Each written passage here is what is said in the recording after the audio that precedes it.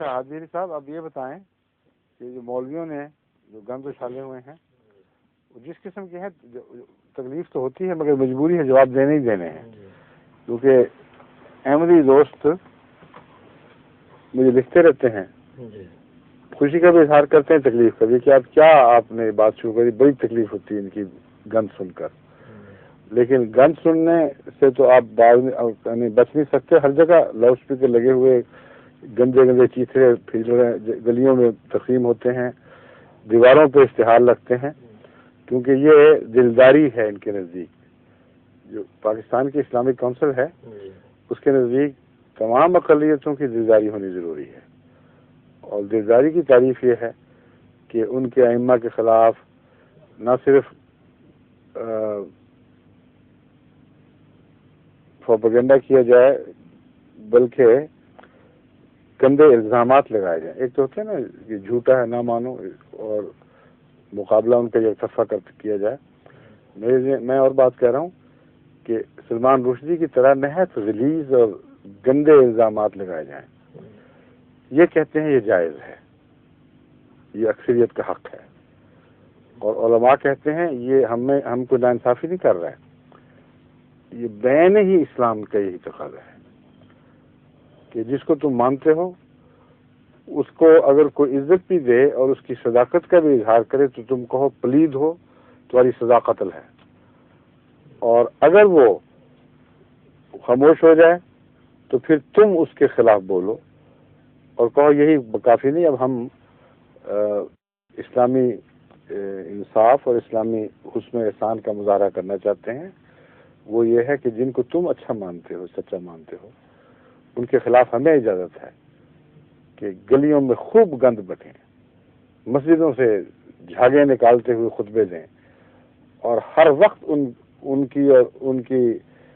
کے ماننے والوں کی دل آزاری کریں، کہتے ہیں یہ دیکھو کتنا اچھا اسلامی انصاف ہے، اور یہی نعوذ باللہ من ذالک قرآن سکھاتا ہے، یہی نعوذ باللہ من ذالک سنت رسول سکھاتی ہے۔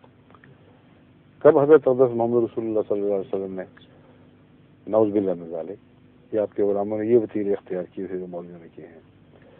اس لیے مجبوری ہے، میں احمدیوں کو سمجھا رہا ہوں کہ گند تو اچھالنے ان کی فطرت میں ہے، ان کا اگر ہم جواب نہیں دیں گے تو بہت سے احمدی جانتے ہیں دل سے کہ یہ باتیں جھوٹی ہیں، مگر جب وہ گفتگو کرتے ہیں تو مؤثر جواب دینے کی ان میں استطاعت نہیں ہوتی۔ دوسری وجہ یہ ہے کہ یہ جو میرے خطابات ہیں یہ صرف پاکستان کے لیے نہیں، سب دنیا میں جا رہے ہیں، اور اس کثرت سے مجھے غیر احمدیوں کے سب دنیا سے خط آتے ہیں کہ آدمی حیران رہ جاتا ہے۔ کئی عرب مخلصین یہ دیکھ کر احمدی ہوئے، یہ سن کر احمدی ہوئے، ان سے بعضوں سے ملاقات بھی ہوئی، اور انہوں نے کہا کہ ہماری جو کار پلٹ گئی، بالکل سب جھوٹ سے سب باتیں سمجھ آ گئی ہیں، ترک بھی ہیں، دوسرے بھی ہیں، اور اللہ کے فضل کے ساتھ اور آئے دن رابطے کرتے ہیں، آپ کو بھی فون آتے رہتے ہیں۔ تو اس لیے صرف یہ احمدی پاکستان کی احمدیوں کی بحث نہیں ہے، سب دنیا میں انہوں نے خوب گند پھیلائے ہوئے ہیں، اور سب دنیا کا حق ہے کہ ہم انہیں سچی بات بتائیں، اور یہ روکیں ہیں جس کی وجہ سے تبلیغ کامیاب نہیں ہوتی۔ جب یہ روکیں دور ہوتی ہیں تو جوق پر جوق لوگ آنے لگتے ہیں۔ تو اب یہ دور آ گیا ہے کہ ہم ساری دنیا میں حقیقت حال واضح کریں اور ان کی جھوٹی تصویروں کو ادھیڑ کر ان کی اصلیت ظاہر کریں۔ میری جو گفتگو ہو رہی تھی پیچھے سومالین سے، ان کو بھی میں نے سمجھایا، بہت اس میں خوش ہوئے، کیونکہ نئے نئے احمدی ہوئے تھے، ان کو بتایا کہ یہ اعتراض کرتے ہیں، اس قسم کے جواب ہے۔ اصولی طور پر میں نے ان کو بتایا کہ واقعہ یہ ہے کہ احمدیت پر حملہ کرنے کے لیے یہ مجبور ہیں کہ ایک احمدیت کی جھوٹی تصویر بنائیں۔ اگر احمدیت کی سچی تصویر دکھائیں تو دنیا تو عاشق ہو جائے گی، بڑی اچھی لگتی ہے۔ اس لیے ان کو دو تین ان کے ہیں بنیادی طریقہ کار یا حکمت عملی کہنا چاہیے ان کی۔ وہ یہ ہے کہ نمبر ایک، حضرت مسیح موعود علیہ السلام کی کتابوں میں سے اقتباسات پیش کیے جائیں اور ان سے وہ معنی نکالے جائیں جو ہم چاہتے ہیں، اور مسیح علیہ السلام کی کتابوں کی اشاعت بند کر دی جائے۔ یہ ایک حکمت عملی ہے۔ وہ کہتے ہیں یہ کتابیں ہیں شائع اس لیے نہیں کرنی کہ دل آزاری کا موجب بنتی ہیں مسلمانوں کی، اور جو باتیں اس میں نہیں ہیں دل آزاری کی وہ ان کی طرف منسوب کر کے وہ شائع کرنے کی اجازت ہے۔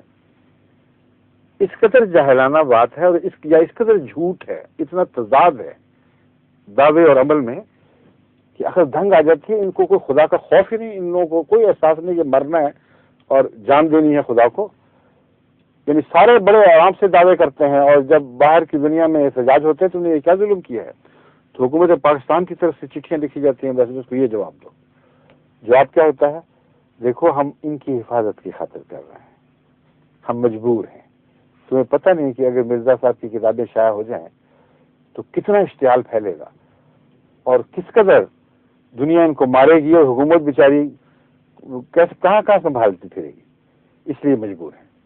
بہت اچھا، بہت مجبور ہو۔ اور وہ جو کتابوں میں نہیں ہے اور اشتعال انگیزی ہے اس کی کھلی چھٹی ہے، دلوں کی کالک دیواروں پہ مل دی گئی ہر طرف، کوئی جگہ پاکستان میں نہیں چھوڑتے جہاں یہ بدبختی کی فکریں مسیح موعود کی طرف منسوب کر کے یہ عام دنیا کے سامنے، عام پاکستانیوں کے سامنے نہیں پھیلاتے، اور یہی اب انگریزی اور عربی زبان میں ترجمے ہو کر دنیا میں پھیلائے جا رہے ہیں۔ سوال یہ ہے کہ دل آزاری سے یہ ہو رہی ہے، اس کو تو روکتے نہیں، کتابوں کو کیوں روک رکھا ہے؟ واقعہ یہ ہے کہ کتابوں کو پڑھ کر ہر شریف انسان انہی کتابوں کے پہلے یا دوسرے صفحے سے حقیقت حال معلوم کر لے گا، بس یہ دکھ ہے ان کو، بالکل جھوٹے ہیں کہ ہم ایم جی او کی بچانے کی خاطر، ایم جی او کی بچانے کی خاطر عدالتیں جو تمہارے فتوے دے رہے ہیں یہ ہوا کرتا ہے بچانے کا طریقہ؟ جو سلمان رشدی آزاد ہیں، جو احمدیت پر دن رات گند اچھال رہے ہیں اور بکواس کر رہے ہیں اور جھوٹ بول رہے ہیں، اور احمدیت کو جواب دینے کی اجازت نہیں، یہ بچانے کی خاطر۔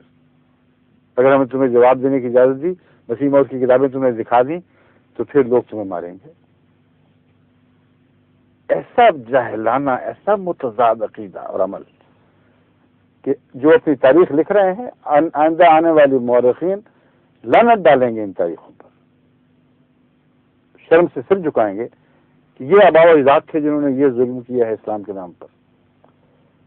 بس ان کو یہ مجبور ہیں کہ دو تصویریں کھینچ، ایک ایسی تصویر کھینچیں جو جماعت کی تصویر نہیں ہے، بین ہی وہی حکمت عملی ہے جو حضرت اقدس محمد مصطفیٰ صلی اللہ علیہ وسلم کے خلاف استعمال کی۔ اس حکمت عملی کا دوسرا تقاضا یہ ہے کہ احمدیوں سے ملنا بند کیا جائے، احمدیوں سے ڈائلاگ بند کیا جائے۔ بس یہ کہتے ہیں کہ احمدیوں سے ملنا بند کرو، ان کے پاس نہ جاؤ، ان کو پاس نہ آنے دو، ان کے ربا کی زیارت نہ کرو۔ آخر کیوں؟ اگر گندے ہیں تو گندے کو دیکھو گے قریب سے تو گندی نظر آئے گا نا، اسے کو روکتے ہو؟ تم تو چاہتے ہو کہ نفرتیں پھیلیں، لیکن حالت یہ ہے کہ عجیب و غریب مسائل بنا کر تقریریں ہو رہی ہوتی ہیں۔ مجھے کل ہی ایک پاکستان سے آئے ہوئے دوست نے بتایا، کہتے ہیں ایک مسجد میں وہ دے رہے تھے، خطبہ دے رہے تھے امام صاحب، اور خطبہ یہ تھا کہ دیکھو 3 باتیں ایسی ہیں جن میں ماں باپ کی نافرمانی نہ صرف جائز بلکہ ضروری ہے، لازماً کرنی ہے۔ ایک یہ ہے کہ اگر وہ کہیں خدا کے خلاف شرک کرو تو تمہیں نہیں ماننا، کسی قیمت پہ نہیں۔ اگر وہ کہیں کہ جھوٹ بولو تو تمہیں نہیں ماننا، اور اگر وہ کہیں کہ ربا جائے تو کسی قیمت پہ نہیں ماننا۔ نافرمانی ضروری ہو گئی، ان پر تو ضروری ہے، تم پر جھوٹ جائز ہے، تم تو باغ کے دودھ کی طرح جھوٹ پیتے ہو، اور رسول اللہ صلی اللہ علیہ وسلم کی طرف منسوب کر کے ایسی باتیں کرنا، اس سے بڑا جھوٹ اور کیا ہو سکتا ہے؟ کیونکہ اسلام کا حکم ہے کہ جہاں ربے کا ذکر آ جائے وہاں نہیں، وہاں ماں باپ اپنے گھر بیٹھے، ہم ربا نہیں جائیں گے، جو مرضی کر لو۔ یہ حکمت عملی ہے، پتہ ہے کہ جب جائیں گے دیکھیں گے تو اچھے لگیں گے، ملنا جلنا بند اور یہ سب کچھ۔ اور تیسرا یہ کہ جیسے میں نے بیان کیا تھا، ان کو یکطرفہ گند بولنے کی اجازت ہے، اور ہمیں جواب دینے کی اجازت نہیں ہے. صرف مسیح موعود کی کتب کا سوال نہیں، یہ ہے کہ آپ اپنے دفاع میں کچھ لکھ نہیں سکتے کہ سنگ و خشت مقید ہے اور سگ آزاد. گند اچھالنے والے، افترا پرداز، جھوٹے الزام لگانے والے کھلے چھٹی پھر رہے ہیں، کھلے بند پھر رہے ہیں، اور جواب دینے کے لیے اجازت نہیں، پابندی ہے. اس حکمت عملی میں ہمارا پاکستان کا مظلوم احمدی بسر کر رہا ہے. اور باہر مولوی نکلتے ہیں تو پتہ کیا کہتے ہیں، باقاعدہ یہاں اخباروں میں خبر شائع ہوتی ہے کہ پاکستان میں احمدیوں سے اس سے بہتر سلوک ہو رہا ہے جو اکثریت سے ہو رہا ہے. کم سے کم برابری کا دعویٰ تو کرتے ہیں، بعض جگہ یہ بھی کہتے ہیں. زیاد صاحب نے ایک موقع پر کہا کہ ان کے جو حقوق ہیں احمدیوں کے مجھ سے کم تو نہیں، کم از کم اتنے حقوق ہیں جو میرے ہیں.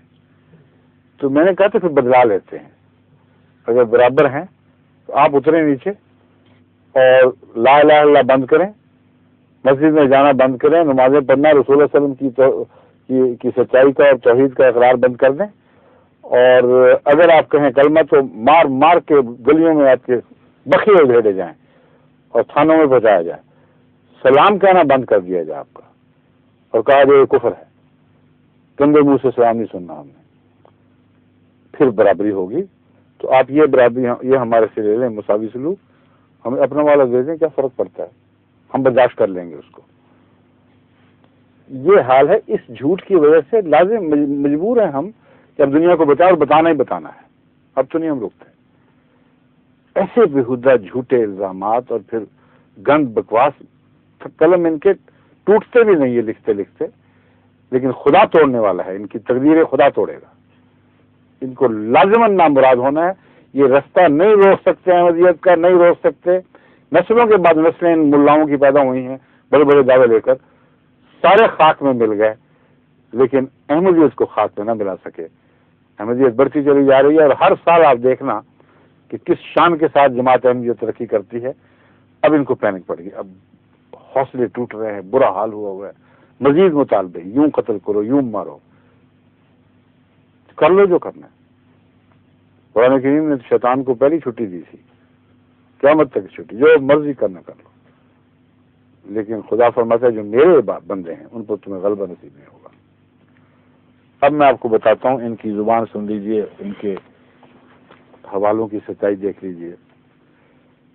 ایک صاحب وہی جو حیدرآباد دکن میں ہیں، یہ اپنے پیر و مرشد الیاس برنی کے قدم پر چلتے ہیں. الیاس برنی کا جو قلم ہے وہ بھی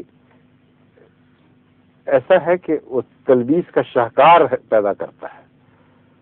میں نے ایک دفعہ ایک مولوی صاحب کو چیلنج کیا تھا، میرے پاس بیٹھ جائیں، الیاس برنی کی کتاب لائیں، میں حوالوں کی ترتیب بدلوں گا اور وہیں الیاس برنی کا جواب مل جائے گا.